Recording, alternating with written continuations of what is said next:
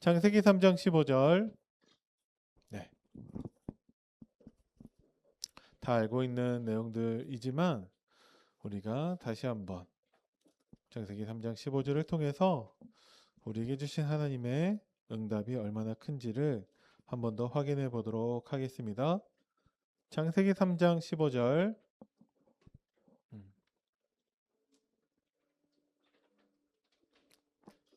지훈이 잡아와. 자, 창세기 3장 15절. 다 찾으셨으면 우리 천천히 합독하겠습니다. 시작.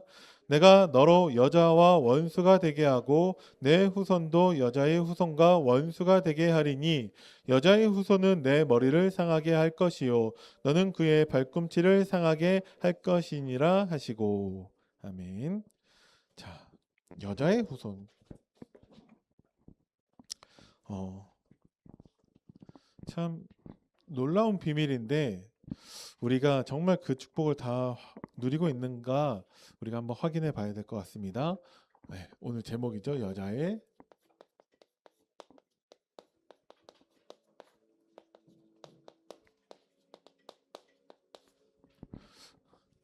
글씨가 천천히 쓰면은 뭐 별로 이상하진 않죠. 근데 메시지 하다 보면 마음이 막 급해져 가지고 판사하는 거 힘들어요. 여러분들 기도해 주시기 바랍니다. 먼저 서론에서 우리는 죄에 대해서 정확하게 알아야 됩니다. 그죠? 죄를 알지 못하면 우리의 의도와 상관없이 우리는 교만할 수밖에 없고 하나님 앞에서 방탕하게 살 수밖에 없는 것 같아요. 죄가 무엇인지에 대해서 우리는 정확하게 알아야 됩니다. 지금 우리나라에 무슨 일이 일어나고 있냐?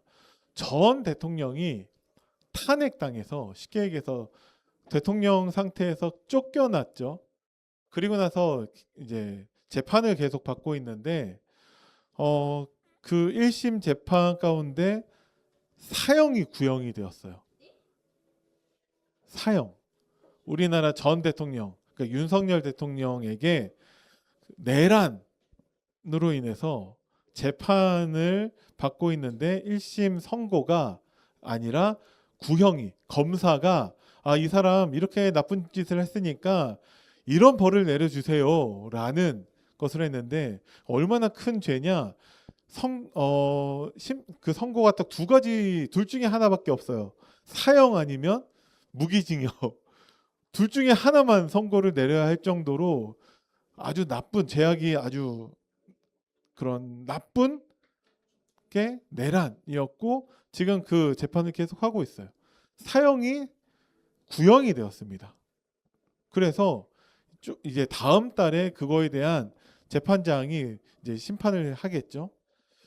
근데 그것을 변론하는 입장에서는 내란이 아니다. 그냥 경고하기 위해서 이벤트성으로 이렇게 한 거다라는 식으로 자기를 변호하고 있죠. 지금 사형이 구형될 정도로 나쁜 죄다라고 얘기하고 있는데 그 죄에 대해서 그 당사자의 입장이 다르다라는 거예요. 이것을 보면서 어쩌면 우리들의 모습이지 않은가라는 것을 생각하게 되었습니다. 그러니까 어쨌든 나쁜 죄는 맞아요. 왜? 둘 중에 하나거든요. 사형 아니면 무기징역. 근데 우리나라는 30년 동안 한 번도 사형을 집행해본 적이 없어요. 그래서 실제 사형 폐기 국가인데 그래도 구형은 한다라는 거죠. 실제로. 그러니까 그렇게 나쁜 죄를 이제 저질렀는데 스스로는 아니 뭐 별로 그렇게 중요한 일도 아니고 별로 나쁜 죄가 아닌 것 같은데 이렇게 스스로 변호하고 있는 거죠. 우리가 죄에 대해서 정확하게 알지 못하면 우리의 모습이 그럴 수 있다라는 거예요. 그럼 죄는 무엇이냐? 죄는요, 하나님 말씀에 거역하고 반역한 거예요. 거역하고 반역한 것부터 나오면 안 되고 하나님 말씀에 불순종,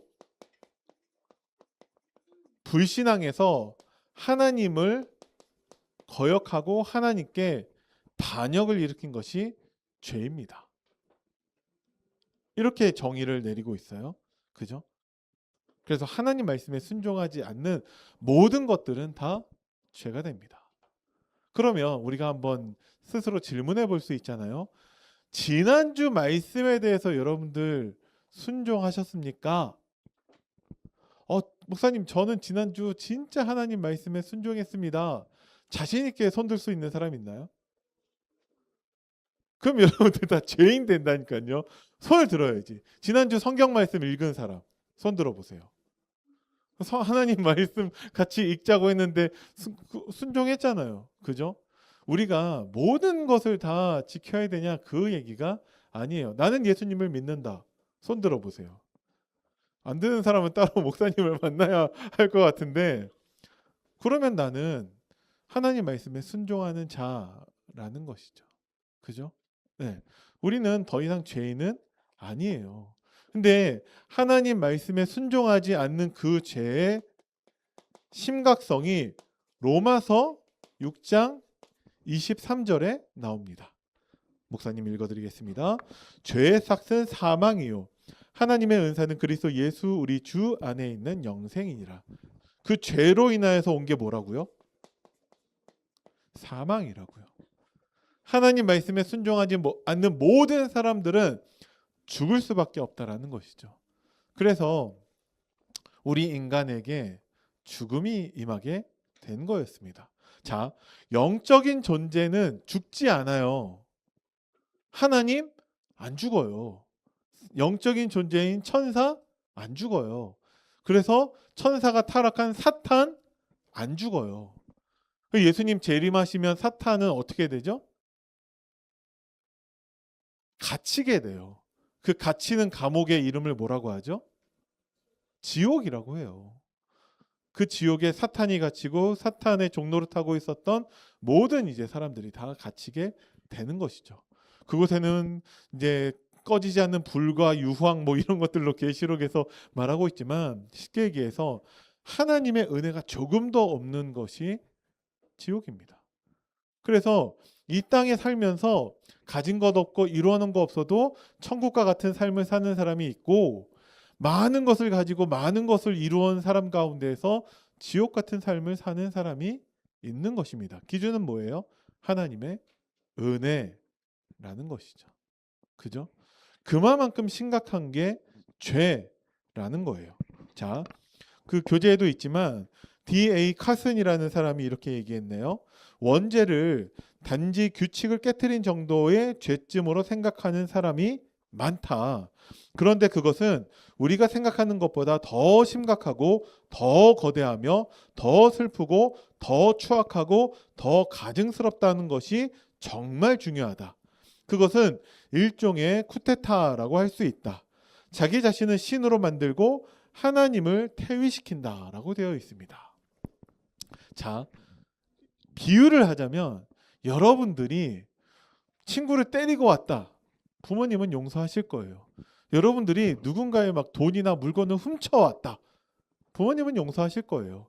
심지어 뭐 그럴 일은 없겠지만 여러분들이 누구를 죽였다 해도 부모님은 용서하실 거예요. 그런데 부모님이 딱 한 가지 절대 용서할 수 없는 게 있다면 뭘까요? 그거는 당신들 이제 더 이상 내 부모 아니야. 폐륜이죠. 그거는 용서가 안 돼요. 그죠? 우리가 하나님께 한 죄, 하나님 말씀을 불순종한 것은 하나님을 인정하지 않는 거예요. 그럼 누가 하나님이냐? 내가 하나님 하겠다라는 것이죠. 그게 죄인 것입니다. 그래서 꼭 여러분들이 기억하실 것이, 우리들의 죄라고 할 수 있는 불순종은요, 드러난 태도를 통해서도 나타나요. 불순종하는 사람들의 특징이 있다라는 것이죠. 예배 오지 않고, 예배에 오더라도 그냥 졸고 있고, 말씀 집중하지 않고 있고, 찬양하지 않고, 기도하지 않고. 불순종은요, 드러난 태도로도 알 수 있어요. 그런데 하나님이 주신 것에 대해서 경시하는 것으로도 나타납니다. 불순종이요. 하나님이 우리에게 주신 것, 예배, 그 소중함을 모른다? 불순종이에요. 하나님이 주신 구원과 구원의 축복과 지금도 우리를 인도하시는 말씀 모든 것들을 중요하게 여기지 않는다라고 한다면 그거 역시 불순종입니다. 우리가 창세기를 읽었죠. 창세기 25장에 이제 그 에서가 나오잖아요. 에서가 어떻게 했죠? 장자의 명분을 뭐에 팔아요? 팥죽 한 그릇에 팔아요. 아니 내가 지금 배고파서 굶어 죽게 생겼는데 그게 뭐 나한테 소용이 있겠냐 이러고 있다니까요. 하나님이 주신 것을 중요하게 여기지 않는 것도 불순종입니다. 그러면 우리들의 모습을 돌아봐야겠죠. 나는 진짜 하나님이 나에게 주신 것을 소중히 여기고 있는가? 그게 하나님의 은혜고 하나님의 말씀이고 하나님이 내가 어디를 가든지 나와 함께 하시는 임마누엘과 하나님의 임재라는 거예요. 여러분들이 특히나 하나님의 말씀을 소중히 여기는 순종의 응답이 있기를 바랍니다. 자, 본론입니다. 첫 번째로 이 죄가 어떻게 시작되었는가를 보면은요. 가장 먼저 의심으로 시작이 됩니다. 창세기 3장 3절 말씀을 보시면요. 동산 중앙에 있는 나무의 열매는 하나님의 말씀에 너희는 먹지도 말고 만지지도 말라 너희가 죽을까 하노라 하셨느니라. 이제 뱀으로 변한 이제 사탄이 뱀에게 임한 사탄이 하와에게 찾아와 가지고 하는 질문이 하나님이 동산에 있는 모든 실과를 다 먹지 말라고 하셨냐라고 하니까 하와의 대답이죠. 이것이 동산나무에 있는 모든 열매를 다 먹을 수 있는데 이제 중앙에 있는 선악을 알게 하는 그 나무의 열매는 먹지 말라고 하셨어요. 이것을 먹는 날에는 너희가 정령 죽으리라. 그죠? 근데 하와는 하나님의 말씀을 정확하게 붙잡지 않고 있죠. 그죠? 그러면서 거기에서부터 의심이 싹트게 됩니다. 거기에서 사탄이 틈타게 되는 것이죠. 그래서 우리는 뭐 해야 된다고요? 하나님의 말씀을 소중하게 여겨야 한다라는 것입니다. 그죠? 죄의 시작은 또 무엇입니까? 교만입니다. 창세기 3장 5절 말씀에 너희가 그것을 먹는 날에는 너희 눈이 밝아져 하나님과 같이 되어 선악을 알 줄 하나님이 아심이니라. 그죠? 죽지 않고 야 그것을 먹는 날에는 너희들이 하나님처럼 될 거야. 그래서 하나님이 먹지 말라고 한 거야. 이렇게 속이죠. 근데 하나님과 같이 되려고 하는 그 마음이 싹 텄다라는 거예요. 그래서 지금도 하나님을 알지 못하는 많은 사람들은 내가 하나님이 되어서 살고 있죠. 아니면 돈이 하나님이 되어서 성공이 하나님이 되어서 좋은 대학이 좋은 직장 이런 것들이 하나님이 되어서 살고 있습니다. 그것이 하나님 앞에 다 교만이라는 것이죠. 그리고 죄는 욕심에서 시작됩니다. 창세기 3장 6절 말씀을 보면은요. 여자가 그 나무를 본즉 먹음직도 하고 보암직도 하고 지혜롭게 할 만큼 탐스럽게도 한 나무인지라. 그렇게 보여지는 거예요. 하나님 말씀은 이것을 먹는 날에는 너희가 정령 죽으리라. 그러면 그게 진짜 독약처럼 보여야 되고 정말 먹으면 죽는다라는 그 확고한 말씀이 서 있어야 되는데 그것을 보니까 먹음직하게 보이고 보암직하게 지혜롭게 할 만큼 탐스럽게 보여진다라는 거죠. 뭐 때문에? 욕심 때문에. 지금도 우리에게서의 죄는 이렇게 시작되고 지금도 우리에게서의 불신앙은 불순종은 이렇게 시작됩니다. 뭐가 없는 거죠? 하나님 말씀이 없는 거예요. 하나님 말씀을 소중히 여기지 않는 불순종에서부터 이 죄는 시작이 됩니다. 그죠? 그 죄의 결과 어떻게 되냐? 모든 관계가 다 단절되게 됩니다. 그죠? 창세기 3장 7절 말씀을 보면요. 참 이상해요. 이것을 먹는 날에는 너희 눈이 밝아져 하나님과 같이 된다고 했잖아요. 그럼 하나님처럼 되어야 하잖아요. 왜? 먹었으니까. 근데 3장 7절에 뭐라 돼 있죠? 이에 그들의 눈이 밝아져 자기들이 벗은 줄을 알고 무화과 나무 잎을 엮어 치마로 삼았더라. 뭐가 온 거예요? 수치심이 옵니다. 그죠? 이게 사탄의 속임수라는 거예요. 너희들이 예배 빠지고 열심히 공부해서 좋은 대학 가면 너희들이 하나님처럼 될 수 있을 거야. 성공할 거야. 떵떵거리면서 살 수 있고 편리하게 살 수 있을 거야. 반드시 수치심이 찾아옵니다. 왜 그러냐? 인간은 하나님의 형상으로 창조되었죠. 하나님과 교제하도록 하나님은 우리에게 영적인 존재로 창조하였습니다. 그죠? 그런데 아까 그거 얘기하다가 사탄도 죽지 않고 지옥에 갇히고 그리고 인간도 원래 죽지 않는데 인간에게 죽음이 찾아왔죠. 뭐 때문에? 죄 때문에. 지금도 영적 존재는 죽지 않습니다. 그 정도로 죄는 심각하죠. 우리에게 수치심이 찾아옵니다. 그리고 따라오는 것이 불안이죠. 그러니까 여러분들은 하나님 자녀가 되었고 예수님이 여러분들을 인도하고 계시고 성령이 함께 하시잖아요. 그런데 시험 때만 되면 불안하다. 그러면 내가 하나님 말씀을 놓치고 있기 때문에 그래요. 하나님 말씀을 소중히 여기지 않는다면 반드시 수치심과 불안으로 죄의 결과가 나타나게 되는 것입니다. 그죠? 앞으로도 마찬가지예요. 여러분들이 하나님 말씀을 소중히 여기지 않고 세상의 소리를 들으면서 세상의 성공이나 많은 것을 가지려고 하는 그러한 길 가운데 서 있다면 여러분들 반드시 수치심과 불안을 만나게 될 것입니다. 그리고 더 큰 문제는 무엇이냐면 인간이 그 수치심을 가리기 위해서 한 게 뭐예요? 무화과 나무 잎으로 치마를 만든 거예요. 고작. 네, 그게 인간의 방법이라는 것이죠. 하나님은 창세기 3장 21절에 뭘 주셨죠? 가죽옷. 가죽옷을 지어 입히셨죠. 그러면은 무화과 나무보다는 더 오래 갈 거 아니에요? 가죽옷이라는 것도 의미하는 게 뭐죠? 어떤 짐승이든지 간에 그 짐승을 죽여서 피를 흘려서 그 수치를 가리게 하셨다라는 거죠. 이 또한 예수 그리스도를 예표하는 것입니다. 그죠? 자, 이 문제를 통해서 왜 수치심을 당하고 왜 불안을 당하고 왜 사망하기까지 되었냐? 결국은 하나님과의 관계가 끊어졌다라는 것입니다. 창세기 3장 8절 보면은 뭐라 돼 있죠? 그들이 그날 바람이 불 때 동산에 거니시는 여호와 하나님의 소리를 듣고 아담과 그의 아내가 여호와 하나님의 낯을 피하여 동산 나무 사이에 숨은지라. 하나님이 그들을 부르시는데 그들은 하나님의 낯을 피해서 숨어요. 그렇게 됩니다. 죄인들은.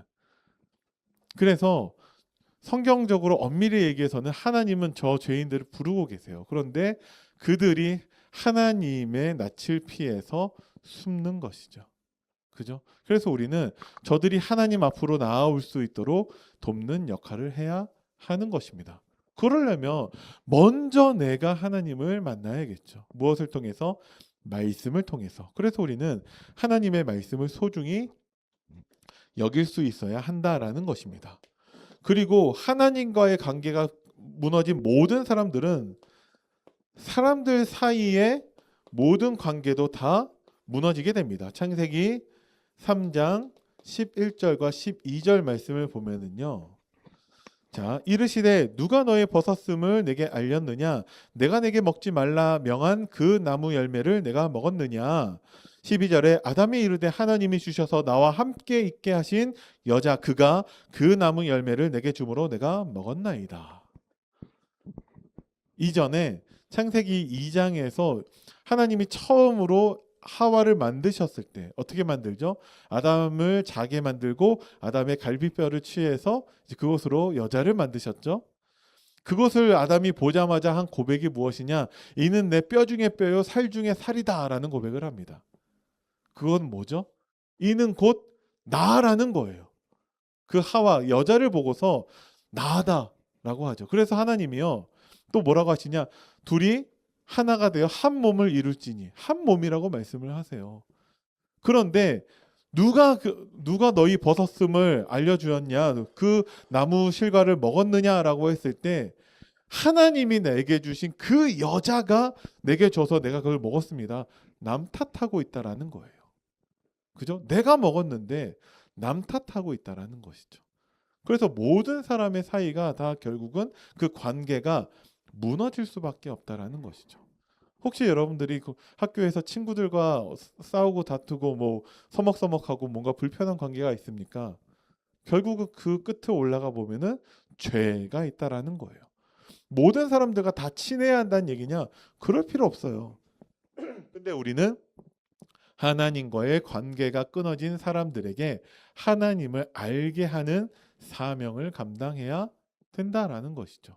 그래서 모든 사람들과 다 친해라가 아니라 이웃들에게 하나님의 사랑, 하나님의 복음을 전달할 사명이 우리에게 있다는 것을 말씀하고 계시는 것입니다.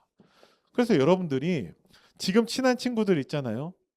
이렇게 얘기하면 좀 그렇지만 아무 소용 없어요. 교사분들한테 한번 물어보세요. 중고등학교 때 친구들 지금까지 관계를 맺고 있는 친구가 얼마나 있는지. 거의 없을 겁니다. 진짜 거의 없어요. 이게 잘 안 돼요. 실제 같이 내 삶의 그 바운더리 안에 있지 않고서야 같이 뭔가 그런 것들을 공유하고 소통하고 그게 지속되지 않으면 아무 소용 없어요. 그래서 이웃사촌이라고 먼 친척보다 그냥 가까이 지내고 있는 이웃이 더 가까워요. 그럴 수밖에 없다라는 거죠. 그래서 지금 내 옆에 앉아 있는 친구들 5년 뒤에 한 번도 연락 안 하는 친구가 될 수 있어요. 그래서 별로 그런 거 중요하지 않다 그 얘기가 아니라 여러분들은 진짜 하나님 말씀을 소중히 여기시기 바랍니다. 그러면 하나님이 하나님과의 관계가 회복되어지고 모든 사람과의 관계가 회복되게 될 거라는 것이죠. 자, 그리스도와의 연결입니다. 이거는 연결할 것도 없어요. 그 죄에 대해서 유일한 해결책은 여자의 후손으로 오신 예수 그리스도밖에 없죠. 모든 인류는 남자의 후손입니다. 그 나무의 그 열매를 따먹은 아담의 후손으로 모든 인류가 다 왔기 때문에 모든 인류는 다 죄인이죠. 태어나면서부터 죄인이에요. 뱃속에 있으면서도 죄인이에요. 그죠? 그러니까 지금 갓난아기 딱 태어나면은 너무 이쁘고 너무 귀엽고 그러겠죠? 죄인이에요. 죄인이에요. 얼마나 무기력하냐? 여러분들은 여러 가지 많은 것들을 할 수 있잖아요. 지금 생후 한 달밖에 안 된 우리 둘째 딸을 보잖아요. 아무것도 못해. 심지어는 그냥 등 대고 누워서 자는 것도 못해요. 잠도 못 자서 잠도 재워줘야 돼요. 그런 무기력한 우리들. 그런 우리들에게 하나님은 여자의 후손 대신 예수 그리스도를 우리에게 보내주셨어요. 여자의 후손이라는 것은 남자를 알지 못하는 관계 맺지 않는 여자, 동정녀를 통해서 이 땅에 오셨다라는 거예요. 그 말은 그 말 자체로 하나님이라는 것이죠. 어떻게 남자와 여자가 관계 맺지 않고서 임신하고 출산할 수 있냐? 그러니까 하나님이라는 거예요. 그죠? 그 그리스도께서 이 땅에 오셔서 우리의 죄 문제를 해결하신 것이죠. 자, 세상 원리는요, 간단해요. 뭐냐? 하면 된다. 할 수 있다. 그리고 아자아자 화이팅 잘하자. 이거입니다. 세상 원리는 여기 다 들어가 있어요. 여러분들 공부할 때 듣는 말이 이거예요. 하면 돼. 그러니까 공부하라는 거죠. 그거 할 수 있다. 좋은 대학 갈 수 있다. 기왕 하는 거 잘하자. 이 세 가지는 여러분들 평생 쫓아다닐 것입니다. 그래서 계속해서 여러분들 속일 거예요. 아니 지금 열심히 해야 되는데 무슨 말씀이냐, 뭔 예배냐 라고 하면서 계속해서 하나님 말씀을 소중히 여기지 않아도 되는 많은 근거와 이유들을 말해주는 게 사탄이 하는 것이죠. 이거에 따라서 사람의 방법이 무엇입니까? 사람의 방법은 노력이에요. 하면 되니까 노력해야 되는 것이죠. 또 할 수 있다. 뭐죠? 능력이죠. 할 수 있다. 그리고 잘하자. 기왕하는 거 실력을 갖춰서 잘해야죠. 사람의 방법은 이 세 가지입니다. 그죠? 이것 때문에 여러분들 공부하지 마세요. 이 방법으로 공부하지 마세요. 이거는 그냥 상식이에요. 그죠? 그러면 노력하고 능력을 갖추고 실력을 키우면 다 성공합니까? 아니라니까요. 지금 그 사형 구형받은 그 대통령만 보더라도 이렇게 살아왔어요. 노력해서 서울대 들어갔어요. 법대. 그래서 능력을 막 갖추는데 실력이 안 돼. 그래서 검사 되기까지 구술을 했대요. 그래도 서울대 법대 갔고 검사 됐고 우리나라 검찰총장까지 갔고 대통령까지 됐다니까요. 근데 그 끝이 뭐예요? 사형이에요. 그게 사람의 방법이라는 것이죠. 자, 꼭 기억하셨으면 하는 것이 하나님의 방법입니다. 하나님 방법은 하나님 자신이라는 것이죠. 하나님 방법은 하나님 자신이세요. 그래서 하나님이신 예수님께서 이 땅에 우리의 문제를 해결하기 위해서 오신 것이죠. 그 죄는 죽어야만 됩니다. 그래서 우리가 다 죽고 멸망당해야 되는데 우리 대신 죽으셨대요. 누가? 하나님이신 분이 죽지도 못하시는 분이 죽기 위해서 인간의 몸을 입고서 이 땅에 오셨다라는 거예요. 여자의 후손으로. 이해되시나요?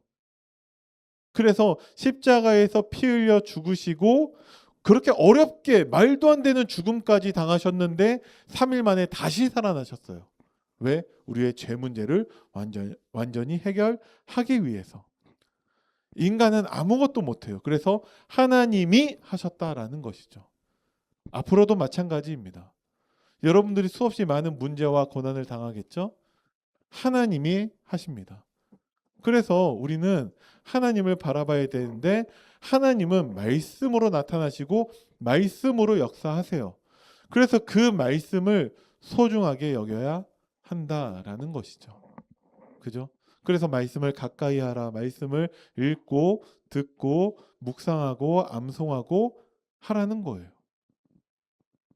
그 말씀을 가까이 해서 뭘 어떻게 하라는 게 없어요. 말씀을 가까이 하는 여러분들 되시기 바랍니다. 소중하게 여기는 여러분들 되시기를 바랍니다. 그죠? 근데 점점 더 하나님이 주신 것, 하나님을 경시하고 무시하는 풍조가 점점 더 만연되어 있다라는 것이죠. 지금 세상에 나가면 교회를 무시합니다. 교회 다니는 사람들 되게 답답하게 생각을 해요. 교회 다니는 사람조차도 세상 방법대로 사는 경우가 참 많이 있습니다.